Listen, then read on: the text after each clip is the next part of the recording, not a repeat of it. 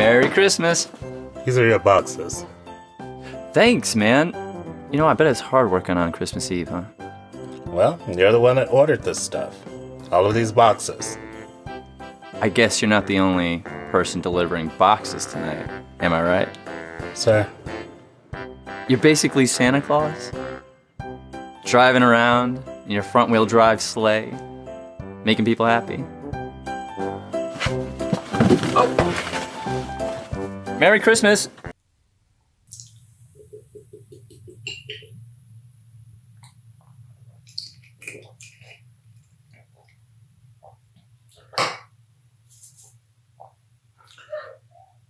And action. You knew I'd be wearing the jacket. Chance of Snow is the movie that my film career both built up to and probably wouldn't have happened the way that it came together if I'd made it any earlier. One of the reasons for that is if you think about what our work in Turkey Day was, which there's a lot of the same heart, the same spirit in The Chance of Snow that's in Turkey Day, but Turkey Day is a much raunchier film. It is a much more R-rated, more like a vacation movie.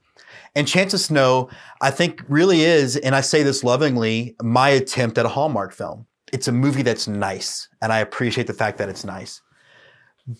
When I went into it, I didn't necessarily know for sure that it was going to be our last movie.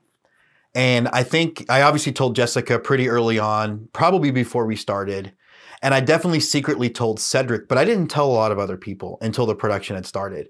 And in fact, coming out of the 5-year and knowing, as Grace pointed out in her 5-year interview, that she had requested no longer shooting in the summer, which has everything to do with why this was the movie we did now. I had outlines for movies that would go further, for other movies that we would do. I had this idea of ending on 20 feature films because 20 is a better number than 21 or 19 or 15. Something about how right it felt when we were going into it and how together it was coming, but also getting this feeling that this might be the last rodeo for that particular team told me that maybe it was right to go out on that film. What I mean by this is, you know, when we talk about, if you think about some of the other interviews for some of the other episodes, 10 episodes, I guess, ago, not 10, 7 episodes ago, Philip Emanuel introduces himself as part of the OG Twitchy people.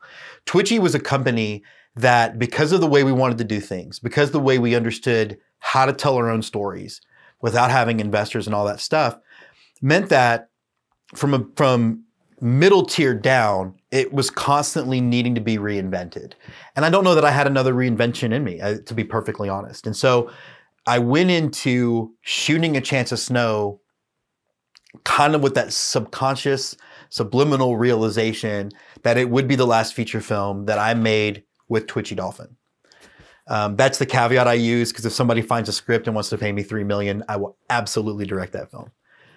So making A Chance of Snow, it was, I think, beautiful. And the level of energy that went into the movie was awesome. The movie really became real at the, real East Texas Film Festival. So a couple of things happened at that very first film festival. We were out there, I had gone with Cedric, and Cedric and I were kind of like, we were at this festival and it was the oil derrick lighting. And Cedric and I were kind of looking around and we were thinking some of this would be really cool to have it in the movie. And this was mid-November of 2017. The Astros had just won their first World Series. The days. And my grandson was born. So big fall for us. So, but the police officers in Kilgore let Cedric and I, and they drive us around town. They let us sit on rooftops that were closed, and we're shooting all of this extra stuff for A Chance of Snow, which meant the production actually began 3 weeks before we thought, because it was really just perfect. And then I come home and I walk into a winter wonderland. That was a magical movie to make.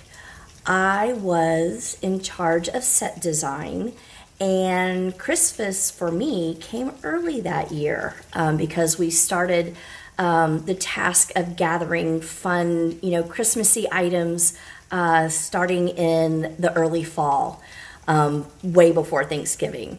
And so one of my most fond memories of the movie with the decorating piece was one weekend.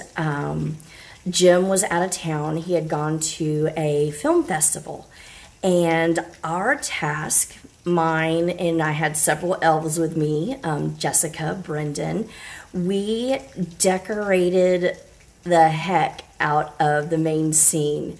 We had, we made wrapped presents to go on the wall. We wrapped presents to go under the tree. Everything was silver and snow, type white and crystal.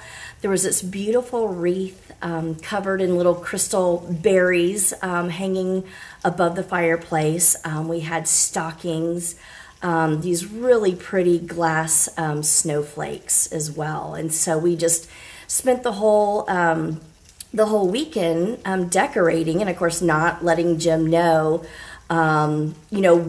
what was going to be greeting him when he got home.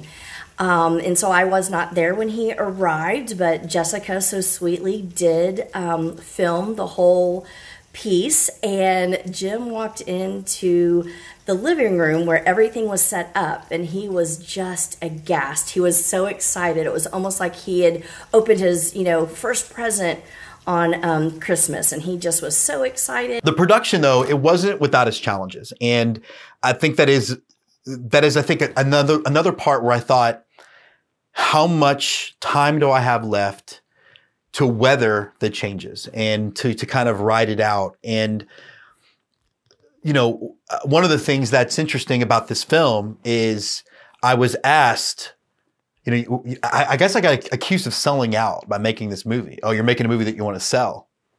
Yes. Finally. Yeah, we were trying to make something, finally something would sell. We had ran our head against the wall of what distribution meant for independent films that were gritty and realizing that that's not what people want to buy. So yeah, we tried to make something people wanted to buy, and it fell short, but it was interesting that was an accusation I got from within my independent film community. Almost like I was selling out before I sold anything. So that was something to struggle with. But I think the biggest hiccup was the lead wasn't Jay McCain for 11 months of pre-production, something like that, 10 or 11 months. We wrote the script for a different actor. We groomed a different actor. We prepared a different actor. And then weeks before, 10 days before, that actor had to be let go for lots of reasons, none of which I want to really get into. And it wasn't like the 5-year. Like the 5-year, I was able to take that part on and change it and make it realistic. I could make it real. There was a way to explain why, by Alicia Rivera, who was 10 years my junior, would be kind of into this. But that wasn't going to work this time. And I also knew that the production was to be so meticulous, I could not split time. And it also wasn't an ensemble piece the same way the 5-year was. So I couldn't, none of that was going to work. And so it was like calling the Ghostbusters. We called Jay McCain, and Jay McCain agreed to drop everything and flew in from California to be in the film. Was there any chance of snow during the production of A Chance of Snow? 0. Even though it was Christmas in Texas. Actually, it frickin' snowed. The rest of the cast just completely bought in, and not only did they really buy into the film and buy into the spirit of what we were trying to do. And some of these actors were used to doing our raunchy movies, and so there would be times when they would kind of ad-lib an F-bomb in there, and it would have to be like, not in this movie, buddy. But there was the logistical nightmare of shooting around the holidays. Even though my house was decorated for Christmas from before Thanksgiving till the end of January when we finally wrapped, we still needed to have shots in cities. Fredericksburg was the stand-in, San Antonio. So we had to borrow on other Christmas decorations, other Christmas celebrations that were going on. But we also had what we called the snow plague, where all of the cast and crew were getting sick. with an independent film like ours, where one of your lead actresses flies in from Costa Rica on her own dime, not shooting isn't really an option all the time. And so there's a couple of scenes where actors are in for very quick minutes and they kind of walk into a room, glare, and storm off. And it wasn't because I was trying a new technique of not having people use dialogue. It's because they couldn't physically speak. We all just kind of wrote it out and it worked. And it also allowed for some really cool moments, like when Ivan gets to dramatically look into the cookie and bite it. You don't get that moment if Jay gets to have the rant that was written there. Hi, Ivan Klausia here. I played Nick in A Chance of Snow. And I'm really grateful for the opportunity to reminisce about what a great experience it was. First of all, I just want to thank our wonderful director, James Christopher, for giving me the opportunity to play such a awesome role. It had been quite a while since I'd done any kind of film work, and this was such a great experience to jump back into. I mean, what a great cast, such great people, and the crew was phenomenal. It was just an incredible experience every day I got an opportunity to work with those people. I think my favorite memory of the experience was the scene that I got to shoot with Alejandro Patino. I was responsible for putting my costumes together, and my character, Nick, is a very plaid-oriented guy, and so I had a different plaid shirt for all the different scenes that I did. And that day that I came in, Alejandro and I had the exact same shirt on. So that was pretty funny. But we got to do a really cool scene together, playing guitars, and he's just an amazing actor, and it was just a great experience to work with him. And probably the most gratifying thing for me watching the movie was hearing my voiceover at the very beginning. I love doing that kind of stuff, and I just loved how the movie started, and glad that I was able to be a part of that. I can honestly say that A Chance of Snow is my favorite film that I've ever been a part of. I love that James created these characters based on us and our Christmas family traditions. My personal one was making tamales with my family. That's a big deal in my household. So it was also my favorite scene in the film.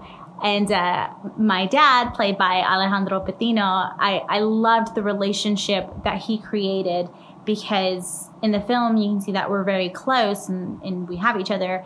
And in real life, that's how me and my dad are. You know, when we have our deep talks and in our conversations, my dad's very protective over me and the guys that I date. So I loved that we had only met each other about 5 minutes before filming the scene. And because of the writing and the script, that instant bond and that chemistry just came to life when that camera was rolling. And I think that's the work and the magic of James and his writing. And that's why I'm a big fan of it, is it makes your job as an actor so much easier to tell that story and to get that across. So I really loved that. There's actually a scene that didn't make it into the movie, but there's the alternate ending where Jay's character, Tyler, he proposes to me. Now, I didn't know that this was going on. And so we had finished filming the scenes that we were set for the day.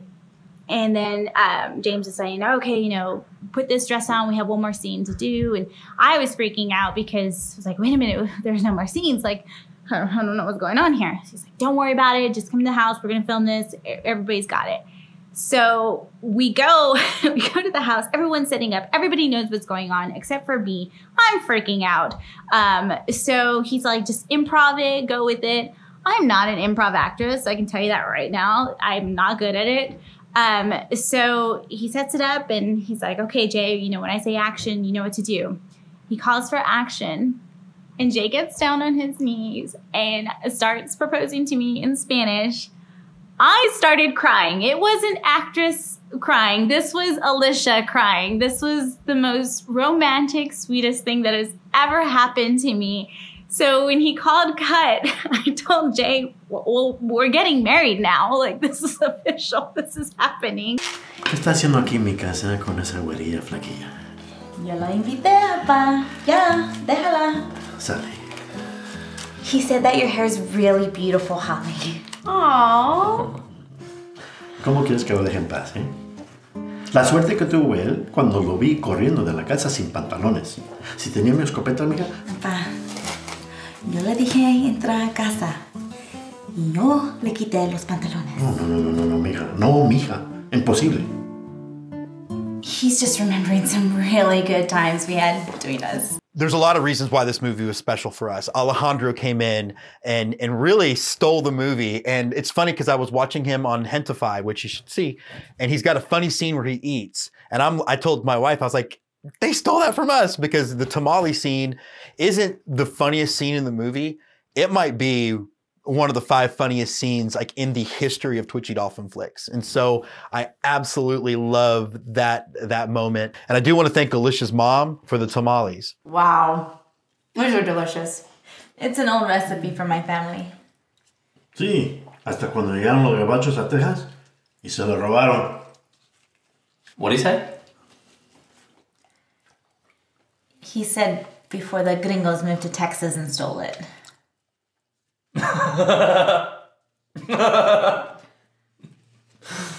Sir, you kill me.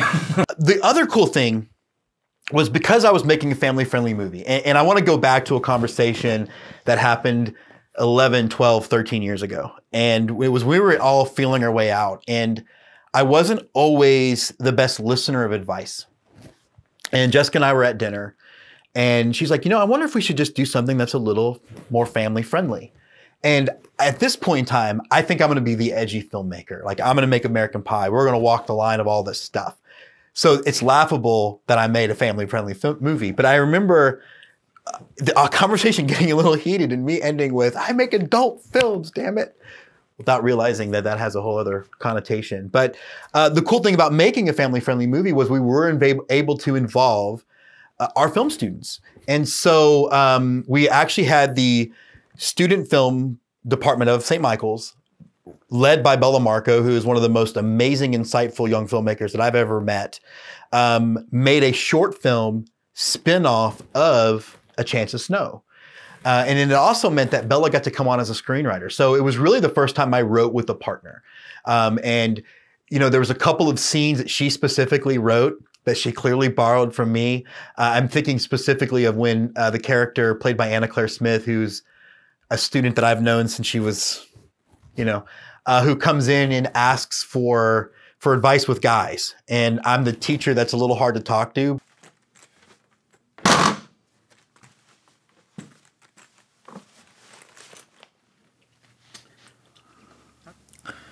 How can I assist you in leaving me alone?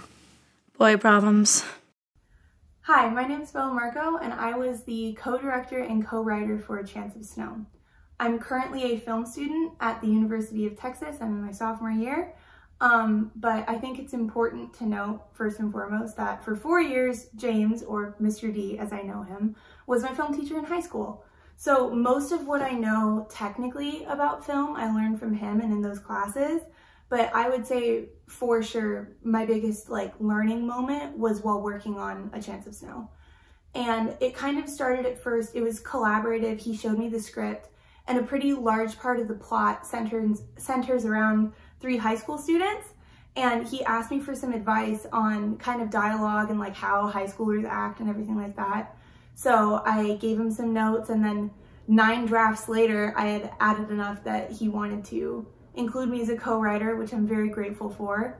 And then filming it was so much fun, first of all, because the cast and the crew, who I know from working on other short films and other projects and from going to the Austin Revolution Film Festival every year, are super sweet and they're really good at what they do. So I had known them before that, and then once we got on set, it was really cool to see how James directed everyone and how those scenes went from the script onto the screen. But overall, it was a really, really interesting experience for me. It was my first time working on a feature film. I really loved it, and I cherish those memories a lot, and I'm really happy that James allowed me to have a creative piece in the process. And it's something that I can look forward to at Christmas now. I can say, oh, I've helped make a Christmas movie. And I'm also repping my Chance of Snow Christmas merch, even though it's July. So yeah, it's nice to have a little bit of that festive spirit in my life now that I've worked on a Christmas project. Hi, I'm Anna Claire, and I played Chris in A Chance of Snow. My experience was really interesting because I had never been in a really substantial role in a feature film, and so that was the first. And you know, it was different for me to have to go different days, different shoots, different outfits. Like, it was all new to me. And so it was really cool. It was a really great experience. I can say that one of the hardest things for me to do was have to pretend to not like Christmas, because I'm obsessed with Christmas. And so for me to have to not know how to, you know, there's a scene in Chance of Snow where I'm pretending to really be bad at wrapping a gift, and I'm like a god at it. So that's one of the things that was really difficult for me. But it was really great. I was able to be with people that I really was comfortable with. Our director, Jim, he's awesome. My co-stars, I was actually my love interest.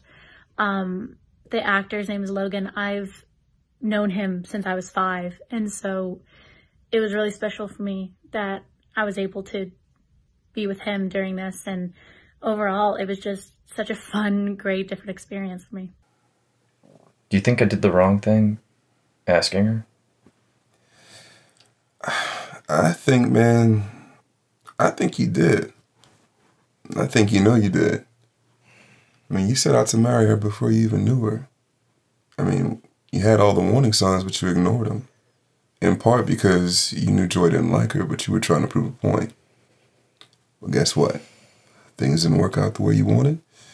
And luckily, Holly had enough backbone not to get sucked into an engagement that she didn't want either. So now you can reassess and figure out what it is you're really looking for.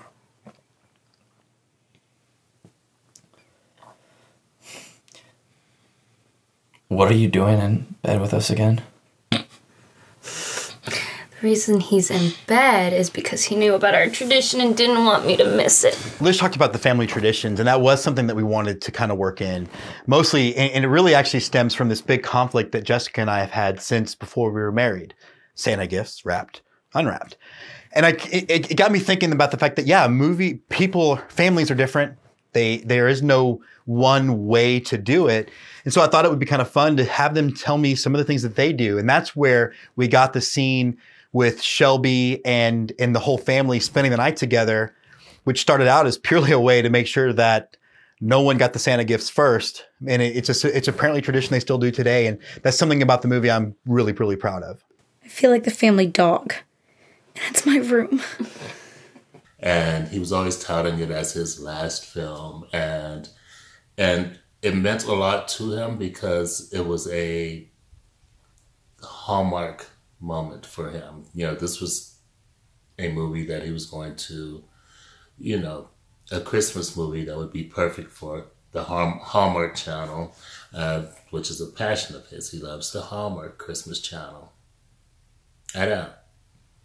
So I think that's the beauty of our relationship, because when he asked me to be a producer on A Chance of Snow, I didn't hesitate. You know, typically Christmas is not my thing. Hallmark movies are not my thing, but Jim Christopher is my thing. A Chance of Snow was a really bittersweet project to work on. I guess we can parallel it to when Phil Jackson told the Bulls that this was going to be their last dance. We had found out fairly early on in the pre-production progress that this was going to be Twitchy Dolphin's last film. And so I think all of us came into the project really wanting to enjoy every ounce of the filmmaking experience, because we wouldn't all ever be together in that same capacity ever again. And so for me, I remember Emily, Jim, and I, we were going out to film some exterior shots of Christmas lights, and I just took a moment to myself. We're filming at this big Christmas tree, or I guess it wasn't a Christmas tree, but had Christmas lights on it, so I guess that counts. And I just took a moment to reflect on how much I have enjoyed being a part of the Twitchy Dolphin family and seeing both the company and its projects, but also myself grow because of all the things that we've done together. And I am extremely grateful to have been a part of the Twitchy Dolphin family for so long. It was great. It was an experience where for, 2 months, my weekends were spent in Austin. I would leave my job on Friday, Thursday, whatever day, and just drive up to Austin, and it was being a part of a set that felt like family. A Chance of Snow, a film that is as much of a celebration of the great state of Texas as it is a celebration of Christmas. But I really view it as a summation of everything I experienced when I was working with Twitchy Dolphin Flicks. It's got love, laughter, and family, and it was a wonderful film, really just so upbeat and cheery. So we made sure that we had a great time on set and we made lasting memories, and it really was a perfect bookend, at least for my time with Twitchy Dolphin Flicks, and I believe for Twitchy Dolphin Flicks as a whole. I remember being on set and making a conscious effort to look around the room and memorize the smiles of the cast and crew, and to just commit the whole experience to memory. And I think that the film is something I'll share with my kids. It'll probably be the first film I share with them out of all the Twitchy Dolphin films. And it's an experience I'll definitely tell them about, as is my whole time with Twitchy Dolphin Flicks. A Chance of Snow is might be my favorite Twitchy Dolphin flick in terms of just watching it. I love Christmas movies, and it's a Christmas movie. Anything that ever sticks up for Die Hard being a Christmas movie, 2 thumbs up. And there's a great little mini essay in it. It was the first Twitchy Dolphin flick in a long time, maybe since I'd ever met everyone at Twitchy and Jim and all of that. At least in terms of the features, the first one that I wasn't in as an actor, but I got to work on it in post-production. And I remember something that was just great was, and I know it must have been even more so for the rest of the team, because I only got involved once there was a locked cut. But I remember I think the footage was delivered to me sometime in the summer, and so I got to spend like 5 or 6 months in Christmas mode. Every day that I turn on the computer, I see Christmas lights everywhere, I hear Christmas music, and so that was just really cool. And I felt like it was just it was just a really well directed movie, a really well performed movie, and a really well written movie. It's sweet and like any of the best films, I like to use the word elegant. It's good in a way that makes it look easy, even though it's not ever easy to make anything good. And it's one of those for sure. I was really lucky to get to work on it, and because of the fact that I wasn't in it, something that was cool was that it was the first time there was a Twitchy Dolphin feature since I met everybody, that I got to watch for the first time in an edited form. I didn't know what to expect in terms of how everything was going to play out, how everything was going to look, and so that was a little nice treat as well. It's only bittersweet that it was the last one. We had used garland, and we, up the stairwell, we sort of swooped the garland, and every time the garland was coming up, there was this pretty little silver bow, and that garland became basically, I would say, another character in the film. because of course it would come down and fall down at the most inopportune times, and of course we eventually made it into a joke. It was like, oh, the garland. The like banister decoration to stay on, that I remember being the major stress point. Guilty pleasure, and I'm so sorry, Shelly and Jessica. One of my guilty pleasures would be somebody would always walk by and knock you down. And it got to the point, at one point, I was like, Shelly is going to kill someone about this damn garland. If I had to pick a way to go out, it would be that movie. It's funny to me how completely different in tone, how completely different in its production value it is from Littlefield to this one. And it is a movie that I think is something that I'm really excited that we're still kind of in our experience of living with it. And that I think that it's going to be a movie like Turkey Day where people continue to watch it for years to come. And I can't be more tickled about, again, I don't know where it's going to land on my final list, but I'm very, very excited that that's a movie that gets to be part of my life for the rest of the time going forward. And I'm also super excited the fact that I get to look at that movie and remember that time of my life. And I joke about the Astros World Series, but that was important. But it's also the time that I became a grandfather. And in many ways, I'm going to be able to share this movie with Braxton and Kennedy, and knowing that their dad got to work on it. The snow machine that failed. We had built. The movie was perfect. When you're shooting a movie and you shoot outside, you want it to be overcast. You want to be able to make sure there are no shadows, that you can turn the camera and look in any direction. And we had built this big romantic end moment where there was supposed to be a snow machine that Lish's character makes for Jay, and to give him the white Christmas he's always wanted. The one day that we shoot the scene, we had built this contraption. Max Metcalf, my grandkid's dad, had helped me design this machine, and it looked great. It worked perfectly. We get out to shoot it on the one day that it was sunny of the whole shoot. And it looked like, with the way the sun was hitting, like that fake glitter at the end of Footloose. And I'm like, it's supposed to be fake snow, but it looks like we digitally added snow, so we just couldn't use it. So we had to really change the whole ending of the movie on the fly. It was fun looking back. It was stressful at the time.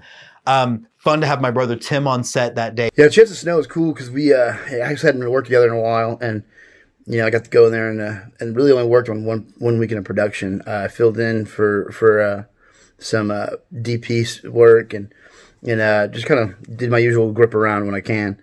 It was fun again. Just getting back into the game, like riding a bike, and we of course, got to enjoy the rap party. Of course, I'm going to jump in right then. But, yeah, it was a lot of fun, just getting able to get down to work. And you're back to that whole what needs to be done, all hands on deck thing, what needs to be made, what needs to be, manufactured kind of in a behind-the-scenes aspect. And it's really awesome stuff. But yeah, it was a great time. Loved the movie, and it was great to be there. That's another thing. Like, I'm going to look back at this movie and I'm going to remember that it's in many ways a gift for my grandkids.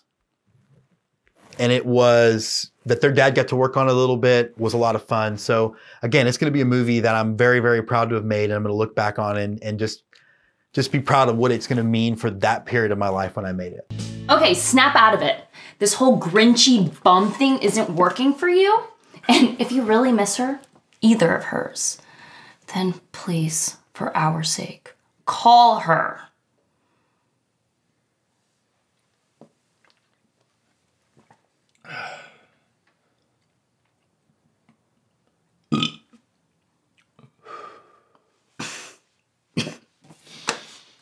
Bye, baby. See you in July.